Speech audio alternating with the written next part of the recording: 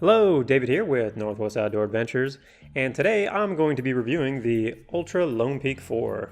Relatively new shoe, highly anticipated, and I'm going to give you my 2 cents on how I think it performs. Alright, so jumping right in, the shoe itself, very similar in a lot of ways to Altra's current line of trail runners. Hopefully it doesn't suffer from the same issues we've seen in a lot of those with that kind of midsole to upper tearing, but anyways, I've put about just under 100 miles on these, and so far I have kind of mixed feelings. So I guess my quickie review is a little disappointed overall. They weren't quite what I was hoping to get out of these shoes. I really like the Lone Peak 3s, and the Lone Peak 3.5s just did not fit my feet well. So I was holding out till the Lone Peak 4s to see if they made improvements, and I don't think it's quite there yet. So that's the quick and dirty. The more lengthy review, if you want to stick around for that, I'll talk about what I like about the shoes first. So what I do like is they fix the sizing issues. Well, whether or not they're issues, I don't know. But they seem to go back to a more standard size. So I typically wear a 10.5 in trail runners, but for the last year or so of Altra shoes, both in the Temps, the Superiors, and the Lone Peak 3.5s, I had to get a size 11, whereas like the Lone Peak 3s, 10.5 was near perfect. And it seems like they went back to that, so the fit is a little bit more normal compared to other shoes, which I guess is a good thing. They also seem to fix some of the issues with drainage. So this model drains, at least in my opinion, it seems to drain a lot better than the previous model. So if you are going to be trouncing through, a lot of moist and wet areas, or if your feet happen to sweat a lot, that should help because they've added in some perforations around there and in the sole to kind of help drain a bit more. So I think that's an improvement overall. It seems like the upper has been redone, and I don't know how much I like it, but it seems to be better. So I guess time will really tell. And I like that I see no real signs of tearing yet. That's been a huge issue with Altra over the past, at least last year, and I think the year before too with those model of shoes, is they've had some durability issues that I've definitely noticed, especially with the Temps. And there being some tearing kind of on the upper where the upper meets the mid. And it seems to not be a problem yet, although, like I said, I've only ran 100 or so miles in these, but I don't see signs of that tearing. As far as the feel goes, the initial feel is pretty good. The lugs that they have here for traction work very well. I run up in the Pacific Northwest where it's often muddy, and fall is on the way, and we've been getting some rain, so I've had a chance to get these out in the mud, and they perform really well, so I've been pretty pleased with that. That's probably about all the good I have to say about these shoes.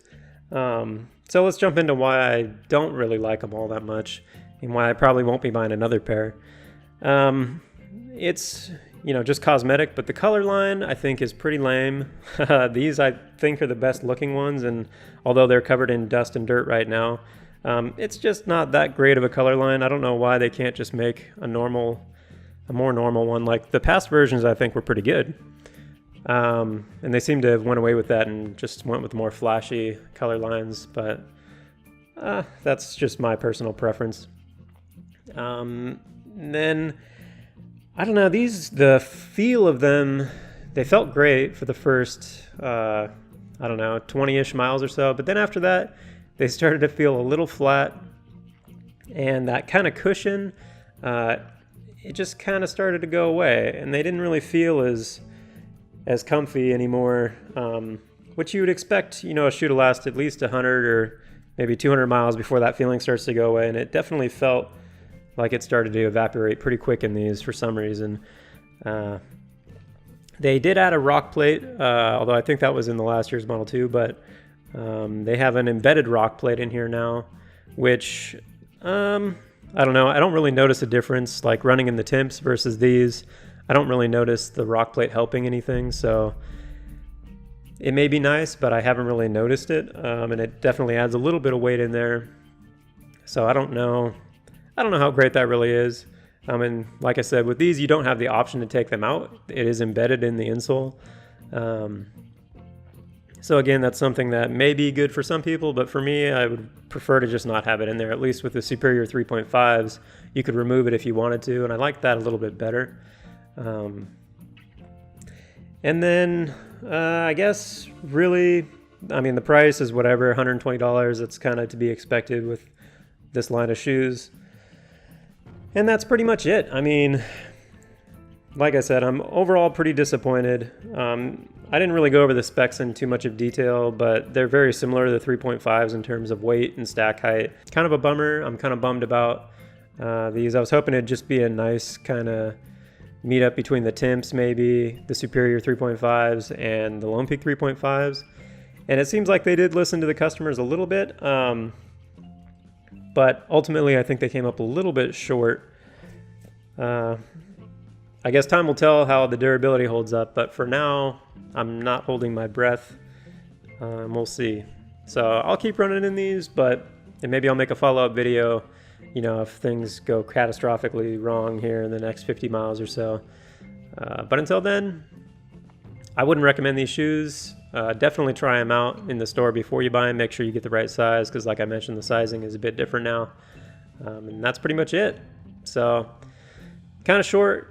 Probably not a lot of information in there aside from just kind of my opinion on the shoes, but that's what you get anyway. So thanks for watching, and I'll see you guys next time.